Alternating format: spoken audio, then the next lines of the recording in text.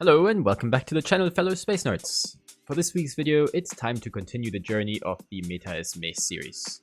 As you probably already figured out from the thumbnail or the video title, today's ship will be the Crucifier. But before we get into that, I wanted to quickly elaborate a little more on the concept of the series, as I missed some very important parts in the first part of the series. I will go through the list of the ships as they appear in the in-game fitting window, so not alphabetically, starting with the Frigates and working my way down all the way to the pirate faction ones. After completing all of these, we will move on to destroyers and so on, all the way up to battleships or maybe even bigger ships like capitals. Special episodes throughout will include things like corvettes, haulers, or mining ships, so get ready for some funky bonus volumes. Today's clips were filmed throughout the Caldari Galente warzone area, as making a solo Crucifier fit that can hold its own and null is challenging to say the least. As always, I only flew a single hole until I got blown up, although I have to add a fairness disclaimer here. I did die to gate camps twice while trying to film this without actually getting into any engagements, and decided to not count those 2 attempts. Therefore, realistically speaking, all of these are from take 3. The fit I'm using today is a dual web AB scram artillery variant, basically a very traditional dual web scram kind of fit on a ship that is absolutely not meant for this purpose. This opens up a lot of options to kite brawly ships or rocket users at the end of heated scram range to mitigate a lot of their damage. The first engagement of the day is versus a Tristan, and Tristan fights are honestly some of the most fun engagements out there. As I'm scram fit myself, I have 2 initial steps to my plan here. Secure a scram initially to catch a potential kite fit, and pull range after in case it's a triple nude fit, effectively meaning staying close for the first 2 or 3 seconds and then pulling range as quickly as possible after. I catch the initial scram here, but quickly realize that he's also trying to pull range, making me believe that he's probably flying a kitey fit. The priority is to get back into scram range and keep him where I apply optimal damage, which is around 8 kilometers. From there on, I just try to keep enough range to not get nuded, keep my rep running to not die, and trying to figure out what he's running.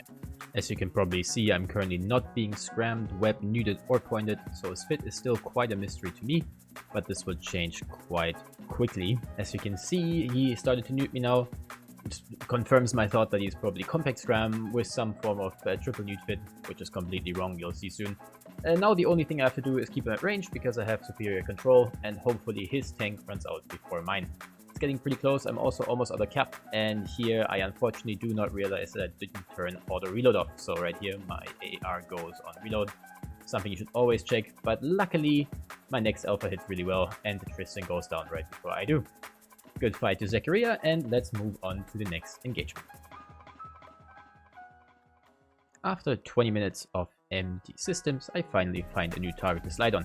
This time it's an Incursus, who is already sitting in the deck, so it's my turn to slide on him and start the engagement.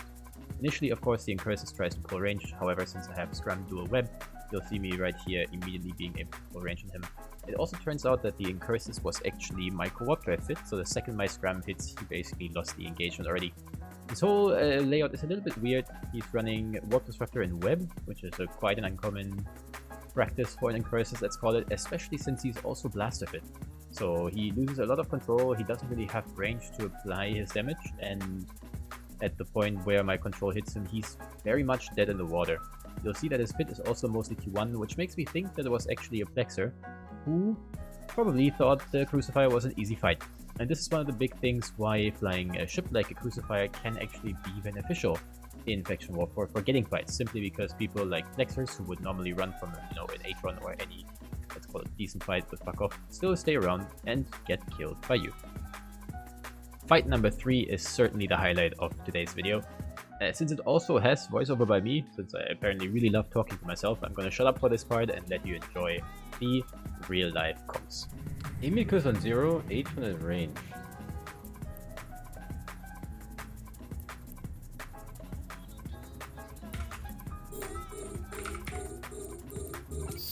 Your security status has been lowered.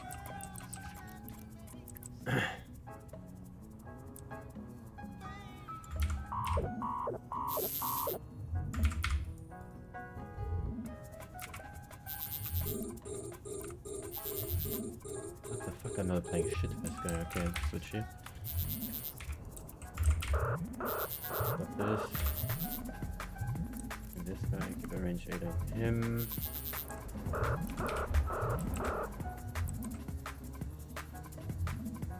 there.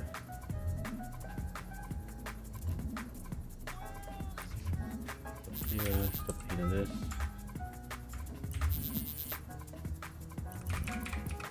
Oh yeah, what am I doing? Hello? That was not what I intended. Okay, that's cool. Nothing to warp out to. Why? Why? Where's the warp out? There we go. Warp drive active. Really good. There we go, nice. Okay. Jesus. The next engagement is unfortunately pretty unspectacular, so I want to take the time while this plays in the background to analyze what happened in fight number 3 real quick. As you saw in the beginning, I slid, honestly thinking that the Imicus would be at range and the Atron on 0, but that wasn't the case. Instead, the Imicus at 0, so I thought, you know, easy blap. Imicus has really tiny base HP, but it turns out the guy is full high-grade Nirvanas, double shield extender, tanked to the tits. So after the Atron finally gets on top of me, as you can see, as you saw, I was initially pulling range away from him. I decide to quickly change my target. If the Atron gets on 0 on me, I'm basically dead. So instead I put my Scram and my 2 webs on the Atron, completely switch my damage and realize that the Atron is a normal small auxiliary fit, and instead focus my damage on him. The final fight of today's video is versus a Tormentor. Now, I went into this fight fully expecting to lose, to be honest. Tormentors are a bitch for me to fight with my current setup. So my hope was honestly that he's pulse fit, maybe forgets to switch to Scorch, or I am able to pull that far that he can't apply anymore. Unfortunately, he's beams, and he immediately pulls into me, so he does everything right, honestly. You'll see that his damage hurts. Tormentors, especially beam Tormentors, apply so much damage at any range that if you're not able to orbit at 500, which I was really afraid of doing, considering that he could have been pulse fit and then I'm just super dead, I thought I'd pull more range and more range, maybe to 13 kilometers, something like this, and make it out alive, but you'll see that his damage is completely overwhelming me. Now, I could have walked off here, but to be completely honest, this is a friend of mine, more or less. I used to kind of teach him how to fly back when he started the game, and so I really didn't want to, you know, just run from the fight. Apart from that, I was out for 2 hours already, and had a couple good fights on record, and it just seemed like a fight that I could maybe win, but I drift back into scram range here, and my Crucifier meets its end. So yeah, that's it for the Crucifier. If you stuck around this far, I really want to thank you for watching. I hope you appreciate the content, and maybe it inspires you to go out and try fits that are maybe not conventional, try something just for the fuck of it. If you want to see more of the Meta is May series or my content in general, feel free to check out my channel, leave a like or subscribe, and I'll see you in the next video. Bye bye!